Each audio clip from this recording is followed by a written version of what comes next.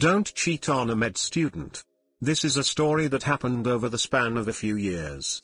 When I first started med school, I had a girlfriend who was decently attractive. Not 10/10 but definitely a solid 7/10. Unfortunately, she thought of herself as a 10/10 and acted like one too. As med school wore on, I started spending more time studying and less time caring for myself. As she was a 10/10 and thus had no business doing anything beneath her, I was the only person who was doing the cleaning, cooking, and paying for the apartment we shared. This took up even more of my time as I entered my internship. Sometimes I'd come back to a dirty apartment that I'd have to clean up after a long shift, and I only had less time to take care of myself as a result, so my appearance suffered. I got fatter and some days I'd have to rush out the door without shaving because I'd only gotten 2 hours of sleep after cleaning and cooking. She'd never help and she was verbally, and sometimes physically, harmful. I stayed with her because I was deeply in love with her. About half a year into my internship I found out my girlfriend was cheating on me with some art student she said was there for her and made her feel special and needed. I told her to get out of my apartment, and she was all too happy to do so. Fast forward a few years and she's in a master's program in Europe and starts talking to me again. I'm on the cusp of finishing my residency and about to start earning the big bucks people think doctors earn. She asks me for another chance. I was tempted to go for it until she started verbally abusing me again over our FaceTime/Skype sessions. I hatched a plot. I told her she'd have to quit her master's program and come to the States within 3 months. She was graduating in 6. She was reticent to do so, but I told her that if she wanted me back she needed to give me a show of good faith.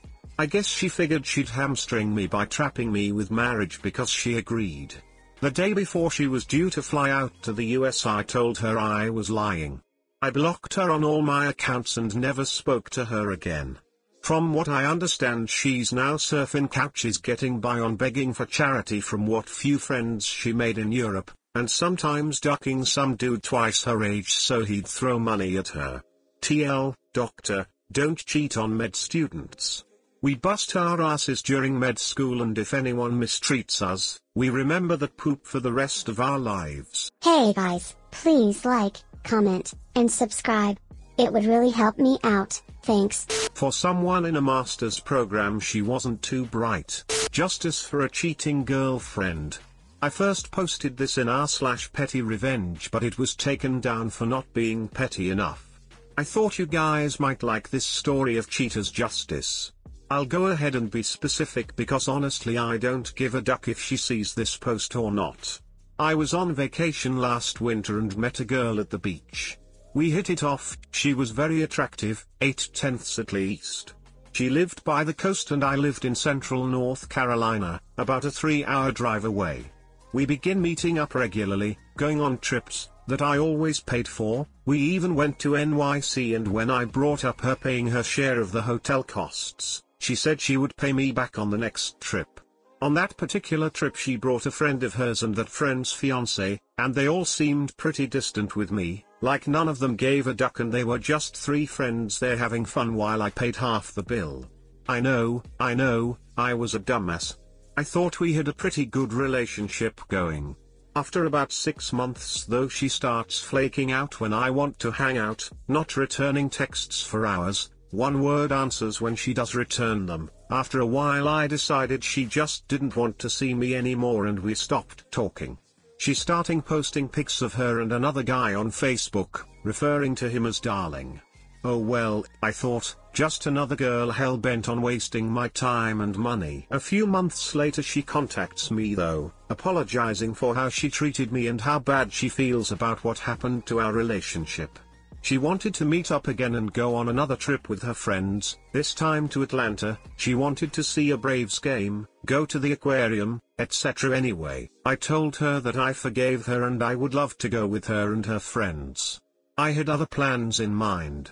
She asked about the tickets to the Brave game and I told her that if she wanted to go she could just order the tickets online and I could pay her for my ticket later. She said that was fine. We agreed to meet up in Charlotte and they could just park their car there and ride with me to Atlanta. They never offered to help me with gas money. Long story short, the last snap message I got from her before I blocked her number and blocked her on all social media was a pic of the Charlotte skyline that read "Almost there." I read the message from home while drinking a wine cooler and watching a movie.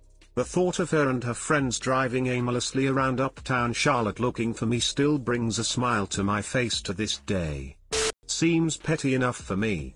The only thing missing is intermittently calling every 20 minutes to say you're almost there, just 5 more minutes. You want to cheat on me? You want to knowingly sleep with a girl that has a boyfriend? Good luck to both of you. I never believed in karma. Until this story. A couple of years back I was in a relationship with a wonderful girl. We had been together for 5 years at that point, living together for 2 of them. About a year and a half after we moved in together, I lost my job. It hit me hard to say the least and I became kinda sad. I guess my girlfriend, though comforting me and helping me out, was too much because she began sleeping with her coworker. I saw their email exchange and I lost it. I wanted to confront her so bad but I knew that would do nothing. So I decided to get some revenge. Because I wasn't on the lease when we got the apartment, I had shitty credit, I could move out no problem. One morning I arranged some movers to come by our apartment and moved out.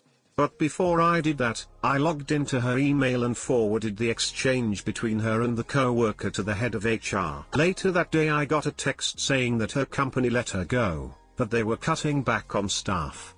I simply texted her, "I know you've been cheating on me with Earl," not his real name. I moved out this morning. Never talk to me again. 2 days later she shows up at my mom's house asking where I am. My mom plays dumb and says she has no clue. She relentlessly texted me after I moved out. And continued to do so for a while.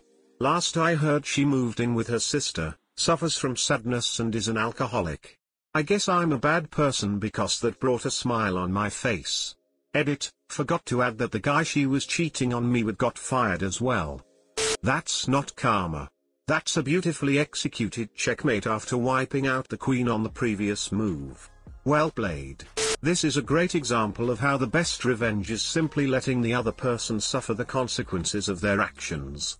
You might have given it a nudge by forwarding the email, but you didn't make up lies or forge anything. She did the cheating, she sent the emails.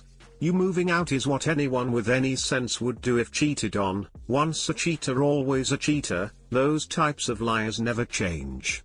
The thing that always boggles my mind is how the individual who is suffering the consequences of their own actions manages to do the mental gymnastics that completely blames everyone but themselves for their troubles. Which is exactly why those types of people will always suffer in the end, because they never learn any life lessons when nothing is ever their fault.